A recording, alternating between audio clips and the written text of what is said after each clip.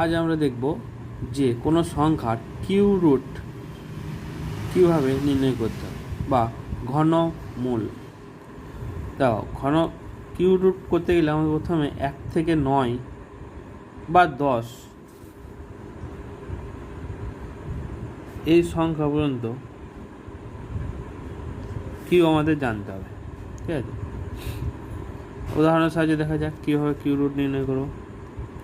দেখো এই উদাহরণটা, লাস্টের দিক থেকে বা ডান দিক থেকে 3টে সংখ্যাকে ডিভাইড করব।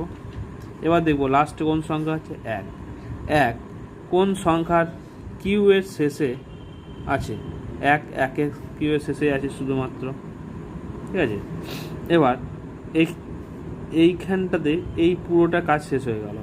এবার দেখব বাঁ দিকে কোন সংখ্যা পড়ে আছে, বাঁ দিকে পড়ে আছে 9 কার কিউ এর কাছাকাছি বা কার কিউ এর থেকে বড় বা 9-এর থেকে ছোট কিউ কার, সেটা হচ্ছে 2-এর কিউ 8, তাহলে 9-এর থেকে ছোট 2। এটাই হয়ে গেল, এটা অ্যান্সার।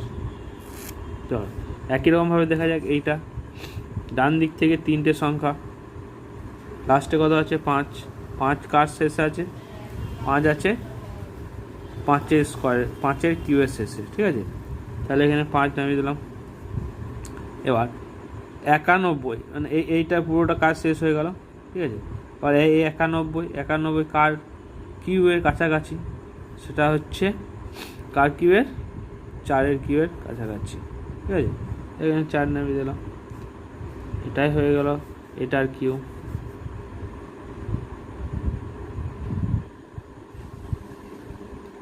এই উদাহরণটা দেখা যাক, লাস্ট দিক থেকে 3 সংখ্যা, হ্যাঁ লাস্টে কত আছে 7 কারের শেষে আছে, দেখো 3-এর কিউ এর শেষে আছে, তাহলে 3 নামালাম।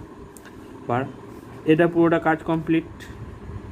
এবার কত পড়ে আছে 804, 804টা কার কিউ এর কাছাকাছি, সেটা দেখবে 9-এর কিউ কাছাকাছি, তাহলে এখানে নামিয়ে দিলাম। এটাই হয়ে গেল